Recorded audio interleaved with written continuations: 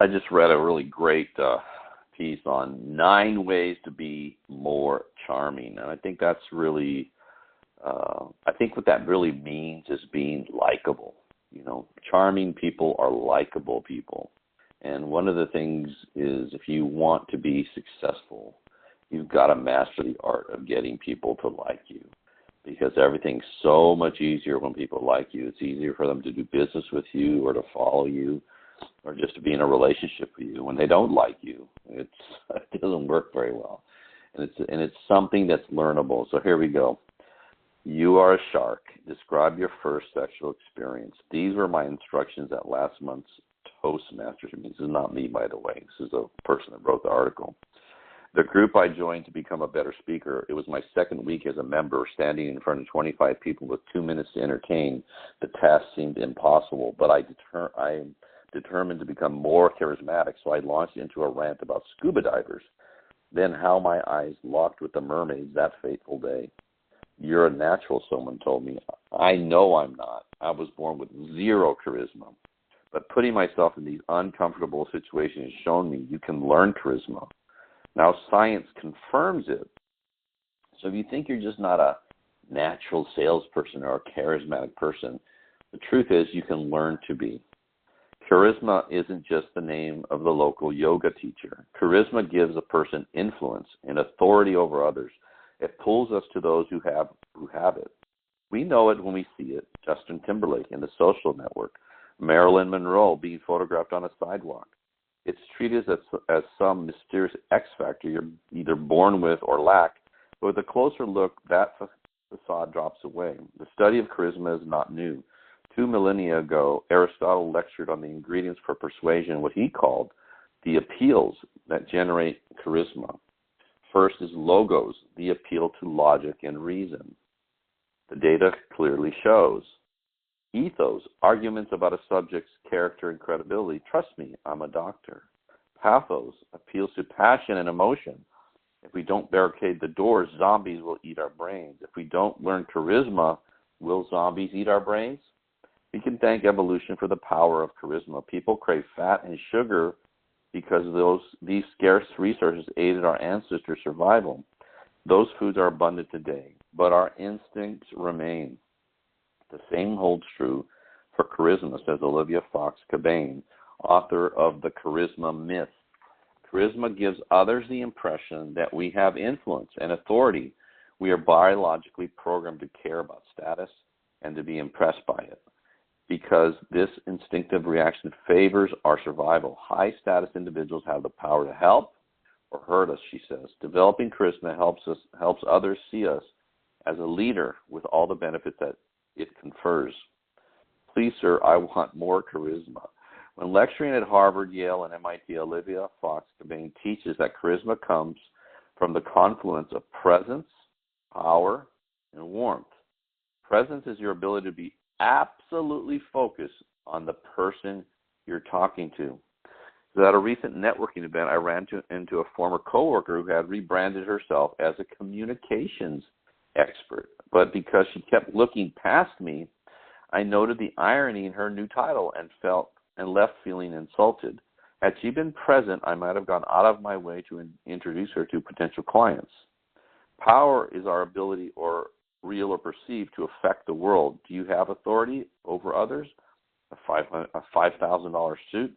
The build of a 900-pound gorilla? If you answered yes, people likely see you as powerful. You can convey power even if it's absent by using powerful body language, including power poses. Go on, drape your arm over the chair next to you. Look your conversation partner straight in the eye. Take up space in the room. Warmth makes you seem benevolent and caring. Ever run into someone with kind eyes? Have you called someone down to earth? That person was exuding warmth. When you radiate warmth, your audience will leave the interaction feeling like you care about them. A note of caution: if even one of these ingredients is absent from a conversation, this can backfire. Show power without warmth, for example, and you'll come off as a cold tyrant. So keep these 9 tips in mind and watch your social interactions blossom. Winning friends and influencing people are skills you can learn. By the way, they're the most powerful skills you can learn. It would make probably one of the biggest differences on your quest for success is learning how to win friends and influence people. Basically, we're talking about people skills, getting people to like you and trust you. So try these 9 tips to develop your persuasive abilities. Number 1, presence. Now, learn simple memory techniques to remember names. When you learn someone's name, link it to some memorable item or activity. Did you meet a Jack? Imagine him climbing a beanstalk. You put that in your mind. He's climbing a beanstalk. Well, that's Jack. That's going to help you remember that person's name.